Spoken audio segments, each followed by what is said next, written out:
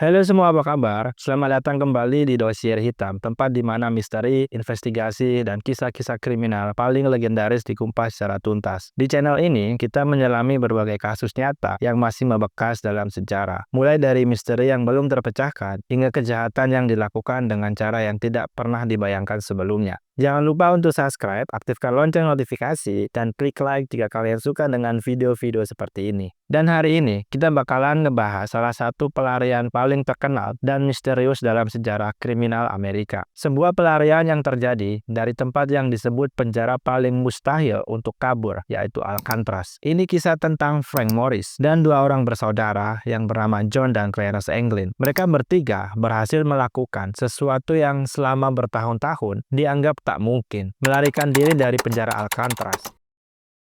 Tapi apakah mereka benar-benar berhasil, atau justru hilang di telan Laut San Francisco?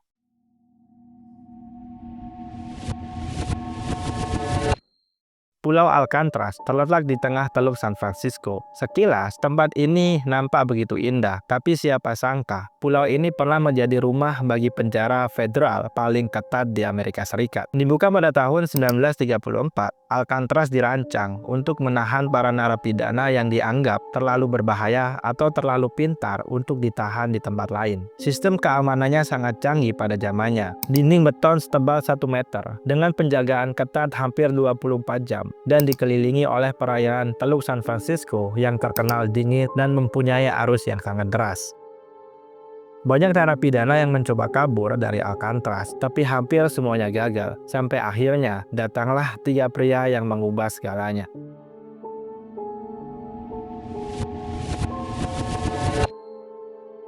Berikut adalah biografi singkat 3 orang yang kabur dari penjara Alcatraz. Yang pertama, Frank Lee Morris. Frank Morris lahir pada tanggal 1 September tahun 1926 di kota Washington DC, Amerika Serikat. Frank Morris tumbuh dalam sistem perawatan anak atau panti asuhan. Dia menjadi yatim piatu di usia yang sangat muda dan berpindah-pindah dari satu rumah asuh ke rumah yang lainnya sepanjang masa ia kecil. Meski begitu, Frank Morris ini dikenal sangat cerdas. Dalam sebuah evaluasi IQ yang dilakukan di dalam penjara, nilainya mencapai 133, jauh di atas rata-rata. Ia punya pemikiran strategis, kemampuan teknis, dan sangat detail dalam perencanaan. Meski dikenal pendiam, ia dianggap memiliki kepemimpinan alami kalau dibandingkan para tahanan yang lainnya. Bahkan, dalam pelarian Alcatraz, dialah otak utama di balik semua perencanaan. Frank Morris mulai melakukan kejahatan sejak ia remaja. Awalnya kejahatan kecil-kecilan, namun seiring berjalannya waktu, kejahatan yang dilakukan semakin meningkat menjadi perampokan bersenjata.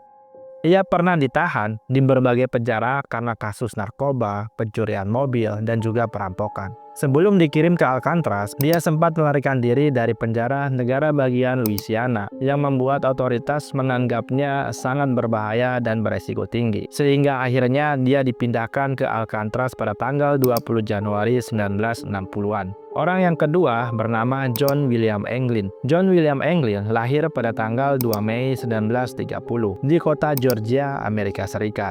Dia merupakan anak dari pasangan petani miskin. John adalah salah satu dari 13 bersaudara. Ia tumbuh di lingkungan para pekerja keras dan kerap berpindah-pindah mengikuti panen buah musiman. Keluarga Anglin sering tinggal di Michigan selama musim dingin berlangsung untuk bekerja sebagai pemetik buah ceri. Jadi sejak kecil, ia sudah terbiasa dengan air dingin dan berenang di sungai yang hampir membeku. John dan saudaranya mulai melakukan kejahatan pada akhir 1950-an. Mereka dikenal sebagai bank robber with manner, yang artinya merampok dengan sopan, karena tidak pernah menggunakan kekerasan dan selalu bersikap sopan saat mereka melakukan kejahatannya. Pada tahun 1958, mereka ditangkap saat merampok sebuah bank di Colombia dan dijatuhi hukuman 15-20 tahun penjara. Karena mencoba melarikan diri dari penjara federal di Atlanta, John akhirnya dipindahkan ke Alcatraz pada tanggal 21 Oktober 1960. Dan orang terakhir bernama Clarence Anglin. Clarence Anglin lahir pada tanggal 11 Mei 1931. Ia merupakan adik kandung dari John Anglin. Sejak kecil, John dan Clarence melakukan segala sesuatu secara bersama-sama. Clarence digambarkan sebagai pribadi yang sedikit lebih pemalu daripada John, namun sangat loyal pada saudaranya dan juga sangat cerdas secara teknis. Clarence mengikuti jejak kakaknya dan mereka sering melakukan perampokan bersama. Seperti John, ia juga tertangkap karena merampok sebuah bank dan dihukum 15-20 tahun penjara. Ia dipindahkan ke Alcatraz pada tanggal 10 Januari 1961. Karena dianggap beresiko tinggi melarikan diri dari penjara biasa. Ketiganya bertemu di Alcatraz dan secara diam-diam mulai menyusun rencana pelarian yang sangat rumit dan juga berani.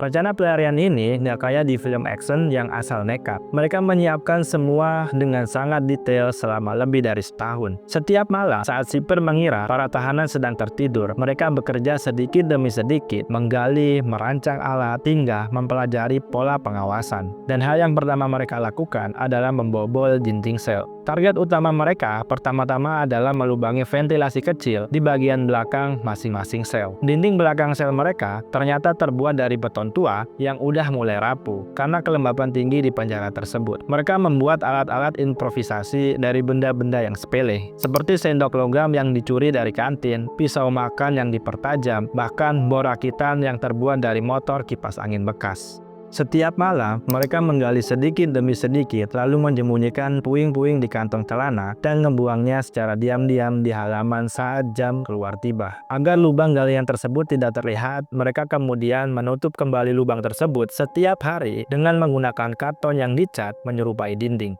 Setelah berhasil membuat lubang, di balik ventilasi terdapat lorong layanan utilitas kecil, ruangan sempit yang biasanya digunakan untuk jalur kabel dan pipa. Lorong ini sebetulnya membentang sepanjang blok tahanan dan tersembunyi dari penglihatan penjaga. Mereka memanfaatkan lorong ini untuk menyelinap naik ke ruangan atap melalui pipa vertikal. Tentunya semua ini dilakukan dengan menyesuaikan waktu jaga. Mereka mencatat kapan penjaga lewat, kapan lampu dipadamkan, dan kapan Alcatraz benar-benar sunyi. Kabur dari sel aja sebetulnya tidak cukup. Mereka harus menyeberangi Teluk San Francisco yang terkenal dingin dan berarus kuat. Untuk itu, mereka juga ngebuat atau merakit sebuah rakit darurat yang terbuat dari jas hujan yang mereka curi sedikit demi sedikit. Jas hujan ini kemudian dijahit menjadi satu menggunakan jarum dan juga menggunakan lem sepatu. Rakit tersebut dirancang agar bisa mengapung stabil untuk ngebawa ketiga orang ini sekaligus. Mereka juga ngebuat pelampung dari jas hujan untuk meningkatkan peluang bertahan hidup kalau sewaktu-waktu rakit tersebut bocor.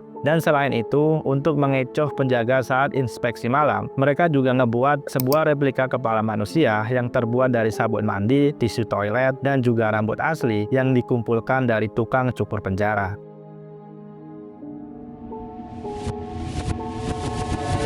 Pada malam hari, tepatnya tanggal 11 Juni tahun 1962, rencana yang mereka siapkan selama berbulan-bulan akhirnya dijalankan. Setelah lampu padam, mereka menyelinap keluar dari sel mereka melalui lubang dinding. Mereka bergerak cepat ke lorong servis, kemudian naik ke atap, lalu menuruni sisi bangunan menggunakan pipa. Singkat cerita, mereka bertiga akhirnya berhasil mencapai tepi pulau tanpa ketahuan. Disinilah mereka mulai mengembangkan rakit dari jas hujan dan mulai mengarungi perairan dingin serta arus yang deras menuju daratan San Francisco. Keesokan paginya, penjaga baru menyadari apa yang terjadi saat ngebangunin para tahanan untuk apel pagi. Ketika kepala palsu tersebut diangkat, barulah mereka sadar bahwa ketiga orang atau tahanan tersebut sudah tidak ada.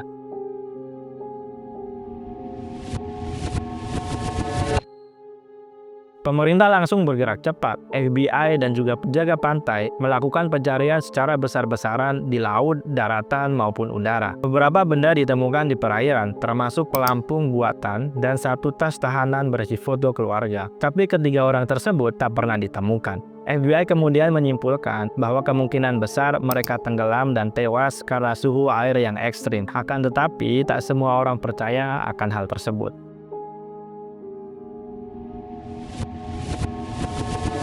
Pelarian Frank Morris, John Anglin, dan juga Clarence Anglin adalah salah satu misteri terbesar dalam sejarah kriminal Amerika Serikat. Sampai saat ini, tidak ada bukti yang sepenuhnya menegaskan apakah mereka berhasil kabur atau tewas di tengah pelarian. Berikut adalah beberapa teori utama yang berkembang berdasarkan hasil penyelidikan, laporan saksi, serta bukti fisik. Teori yang pertama ini sebetulnya teori resmi dari pemerintah Amerika Serikat yang menyatakan bahwa mereka tenggelam di Teluk San Francisco. Setelah investigasi panjang yang dilakukan oleh FBI dan juga United States Marshal Service, kesimpulan resminya mereka menyatakan bahwa kemungkinan besar Frank Morris dan juga Anglin bersaudara tenggelam dalam upaya mereka menyeberangi Teluk San Francisco. Dasar dari teori ini adalah suhu air Teluk San Francisco, terutama pada malam hari, diperkirakan mencapai 11-12 derajat Celcius. Suhu yang cukup rendah untuk menyebabkan hipotermia dalam kurun waktu yang cepat. Arus laut sangat kuat yang berpotensi menyeret tubuh ke arah Samudra Pasifik. Selain itu, benda-benda seperti pelampung buatan dan juga tas tahanan ditemukan mengapung di perairan beberapa hari setelah pencarian. Tidak adanya saksi terpercaya yang melihat ketiga orang tersebut berhasil mencapai daratan. Bahkan menurut pakar kelautan yang dilibatkan dalam investigasi, dengan pelampung yang seadanya, kemungkinan besar mereka tidak mampu bertahan lebih dari 2 jam dengan kondisi yang seperti tadi. Teori berikutnya adalah mereka berhasil kabur dan hidup bebas. Teori ini berkembang karena ada sejumlah bukti yang tidak secara langsung yang juga sulit untuk diabaikan, termasuk penampakan surat misterius dan juga dukungan dari keluarga Anglin. Pada tahun 2013, kantor Sheriff San Francisco menerima sebuah surat yang diduga ditulis langsung oleh John Anglin. Isi surat tersebut menyatakan bahwa mereka bertiga berhasil kabur, namun Frank Morris sudah meninggal, begitu juga Clarence Anglin, dan hanya tersisa John Anglin yang masih hidup. Analisis surat tersebut oleh FBI tidak memberikan kesimpulan yang begitu definitif. Hasil forensik juga tidak membuktikan keaslian surat tersebut, tetapi juga tidak sepenuhnya membatalkannya. Ada juga sebuah foto dari Brasil yang diambil pada tahun 1975 yang diduga kuat memperlihatkan John dan Clarence Anglin yang masih hidup di luar Amerika Serikat. Bahkan keluarga Anglin, terutama saudara mereka yang bernama Mary Anglin Webner, menyatakan bahwa mereka mendapatkan kode-kode rahasia, termasuk sebuah kartu Natal yang bertuliskan nama John dan Clarence Anglin. Bahkan penyelidikan rahasia yang dilakukan oleh sebuah investigator swasta menyimpulkan bahwa ada kemungkinan besar mereka berhasil sampai di Brasil menggunakan jaringan kriminal yang membantu mereka bersembunyi. Dan yang terakhir, menurut pengamat kriminal, ketiga orang tersebut adalah individu yang sangat cerdas, terampil, serta teknis, dan juga sangat disiplin, sehingga bukan mustahil mereka berhasil mencapai daratan.